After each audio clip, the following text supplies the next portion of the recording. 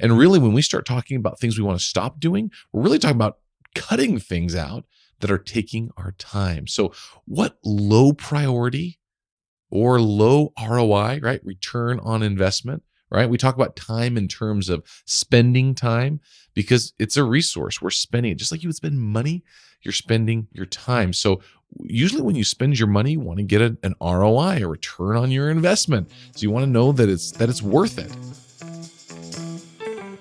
This is the Flavor of Leadership podcast. I am your host, Clint Hoops. Together, we explore the unique blend of leadership wisdom that helps top leaders consistently achieve work goals, develop personally, and find fulfillment with family. Let's get started. Welcome to the Flavor of Leadership podcast. So grateful to have you here. Just want to start out by saying thank you for those of you that have taken the time to leave a review on Apple Podcasts for the show. It just makes me so happy to read the reviews, and it really does help others find the show. So thank you for taking the time. So as we get started today, I want to start with a question. Have you already set your 2022 goals yet?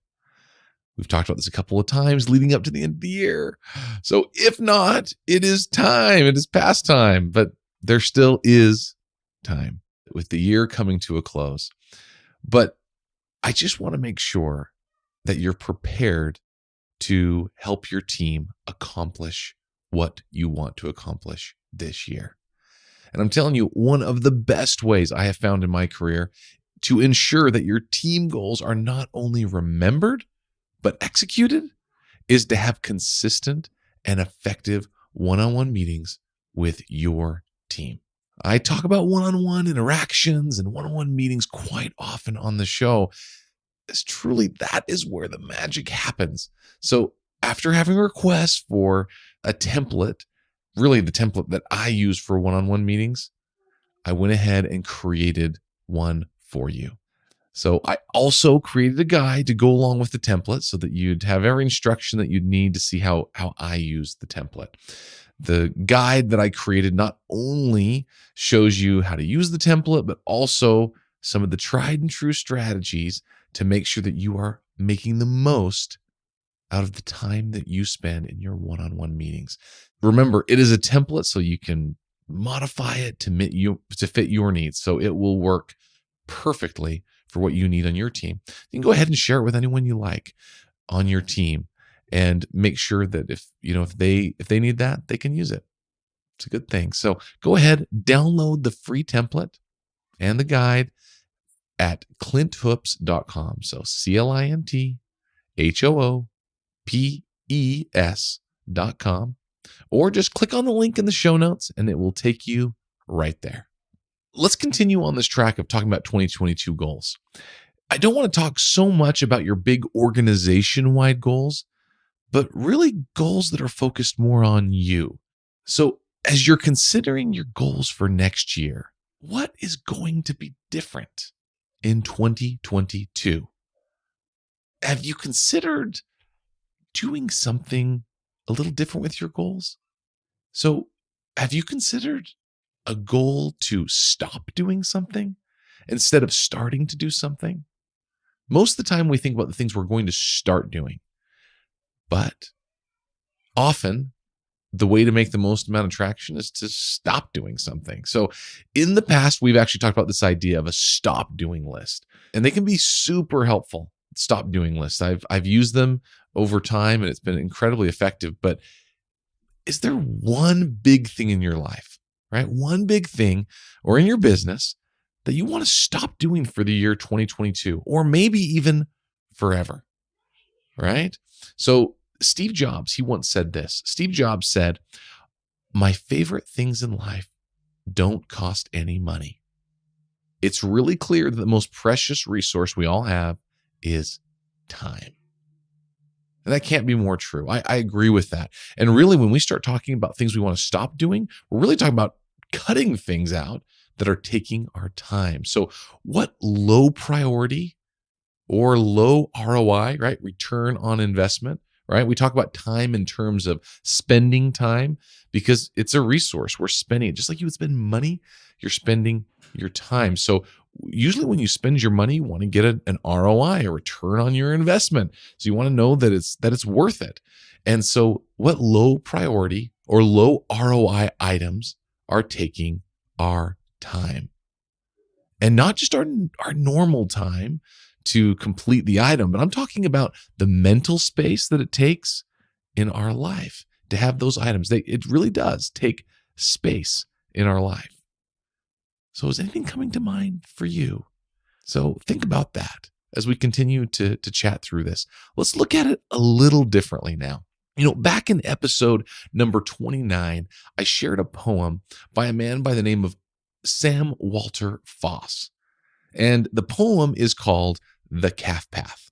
So you may remember this from episode 29, but if you don't, I'm gonna revisit it here today because it really does seem like the perfect time to revisit this poem, and because it has a powerful message for us on the things really that we should consider stop doing in 2022. So as we're considering our stop doing goal for 2022, let's read this and see what comes to your mind as I read.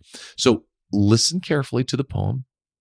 It'll take a minute or so to read through it. So there are some powerful phrases to ponder in this. So listen carefully, and then we'll come back and keep covering this. So here's the poem. One day through the primeval wood, a calf walked home as good calves should, but made a trail all bent askew, a crooked trail as all calves do. Since then 300 years have fled, and I infer the calf is dead. But still he left behind his trail, and thereby hangs my moral tale. The trail was taken up next day by a lone dog that passed that way. And then a wise bellwether sheep pursued the trail o'er vale and steep, and drew the flock behind him too, as all good bellwethers do. And from that day o'er hill and glade, through those old woods a path was made. And many men wound in and out, and dodged and turned and bent about, and uttered words of righteous wrath, because 'twas such a crooked path.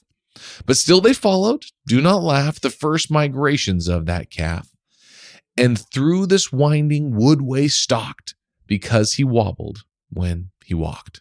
This forest path became a lane, and bent and turned again. This crooked lane became a road, where many a poor horse with his load toiled on beneath the burning sun, and traveled some 3 miles in one. And thus a century and a half they trod the footsteps of that calf. The years passed on in swiftness fleet, the road became a village street, and this before men were aware, a city's crowded thoroughfare. And soon the central street was this, of a renowned metropolis, and men 2 centuries and a half trod in the footsteps of that calf.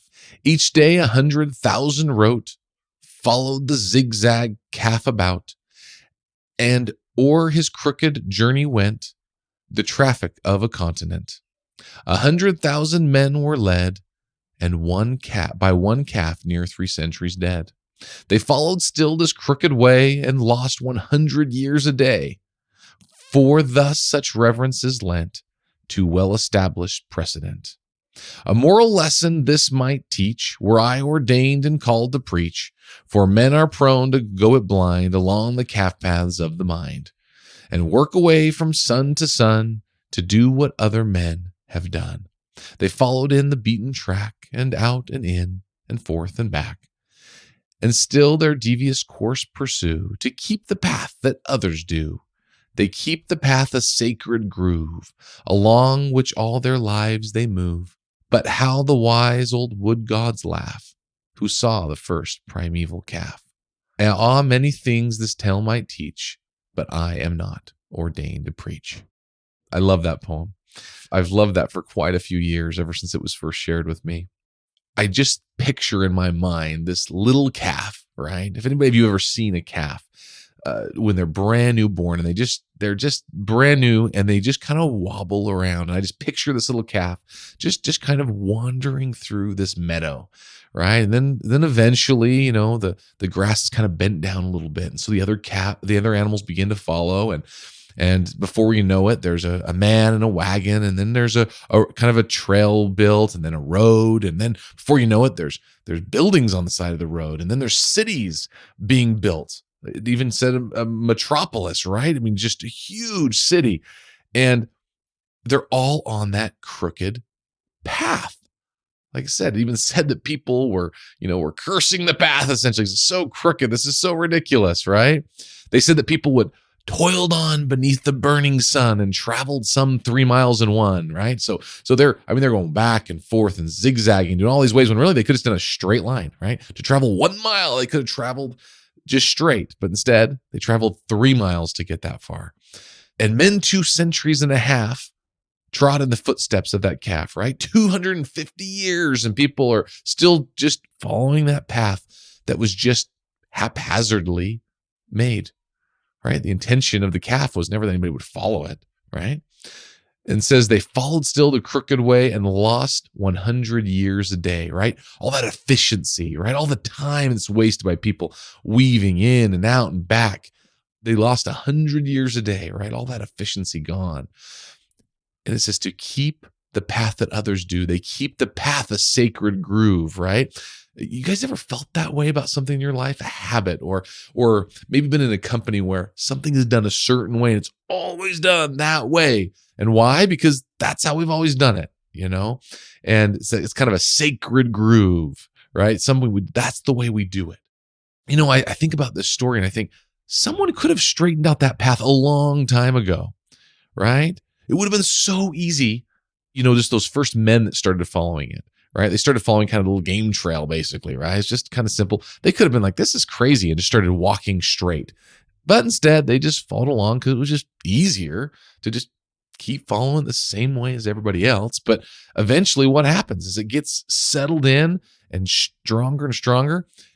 It would get harder and harder and harder as time goes on to change the path. So now you have these cities that are built, and it becomes nearly impossible to straighten out the path. You'd have to knock down whole buildings and redo major roads and thoroughfares in order to do it.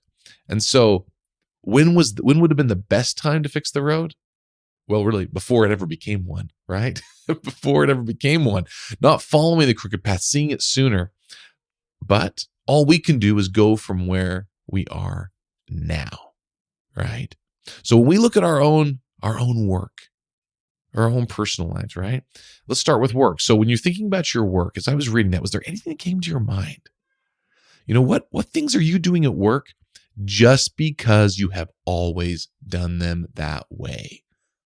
What things are there? They're there. And the more you pay attention, the more you'll realize that you don't know exactly why you do them. There are certain things that are just done because that's how they're done. Find those things. Maybe they are being done the right way, but find out why. I guarantee you there are a lot of things that you'll look at and be like, wait a second, do we even need to do that at all? Or do we need to do it a different way? Is there a better way? Maybe there are things that are small and it really doesn't seem like it matters. But then when you realize that maybe all of your employees are doing this thing every day, 3 times a day, whatever it is, it adds up. Just like in the poem, it talks about they lost 100 years a day because there's so many people wasting time on that crooked path. As you scale your business, it gets bigger. It's going to happen. It's going to get more and more, and it compounds these little problems. So how about your personal life? What activities or commitments take your time or your money or both, but don't give you that return that you want, right? We talked earlier about spending time, right? Just like you spend your money. What is the return you want?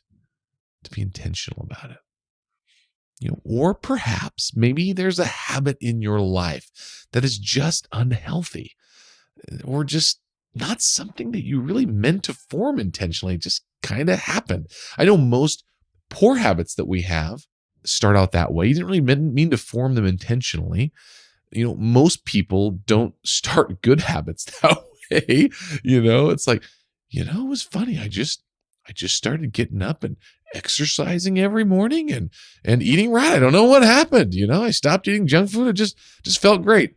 And maybe there are some of you out there, and I'm envious of you, the ones that do that. Most habits I form unintentionally are the bad ones. And I'm guessing that many of you are the same. So as you're thinking about yourself, I'm going to give you some more ideas so you can kind of start brainstorming and think about yourself as you consider what you might stop doing in 2022. So you might consider something else. How about consider stop using negative words in your language? Or maybe there's a specific word that you use all the time and you just hate it. You're like, I just need to stop using that word. Maybe you want to stop making excuses in your life. Maybe you find that you're someone that plays the victim quite often and you find yourself just making excuses. Maybe you want to stop that in your life. Maybe you want to stop procrastinating. Or maybe it's stop procrastinating on a very specific thing in your life. Maybe you want to stop accepting others' criticism in part of your life, where you've allowed it to happen and tolerated it. But maybe it's time to stop that, or stop accepting it in your own life. Stop identifying with it when someone says it. Maybe you could stop participating in an unhealthy relationship in your life. Maybe you need to stop always saying yes to things in a particular part of your life. Maybe it might be something a little bit different altogether. Maybe you need to stop binging Netflix every night. This happens from time to time for a lot of us, I think. You might even decide to stop wasting time listening to podcasts other than this one, right? I'm just kidding, but really, all joking aside, if you choose to eliminate something from your life, you must be specific about how things will look after, so that you know you're improving, so you know what impact is being made in your life. You're starting to straighten out that path, right? So to get more specific, you might choose, we talk about Netflix, you might choose to stop binging Netflix every day, or you might decide to stop binging Netflix or watching Netflix or TV in general after 9 p.m. so you get your sleep. Or maybe it's just on weekdays you want to stop doing it and just watch on weekends. That is something you can do. You can choose. It's your thing, but find that thing that will help you meet your goals when you stop doing it. You'll find that when you're intentional about what you want to stop doing, you begin to become more clear and more intentional about what you want to start doing. So what are you going to choose to stop doing in 2022? I would love to hear what you decide. So really, as always, reach out to me directly at Clint, C-L-I-N-T, at flavorofleadership.com to send me a message of what you're doing, or if you just want to drop me a line of any kind, ask a question that we could answer on the show, to give me some show topics that you want to be covered on the show, any ideas, I love that. Or if you're interested in my one-on-one leadership coaching, I'd love to hear from you. Send me an email and we can chat. 2022 is going to be your best year yet. I know it. I can feel it. You got this. Until next week. Thanks for joining me on this week's episode of the Flavor of Leadership podcast. If you enjoyed what you heard, please share it with a friend. And if you haven't already, subscribe, rate, and review the show on your favorite podcast player. If you have any questions, comments, or feedback for us, you can reach me directly at flavorofleadership.com. Thanks for listening.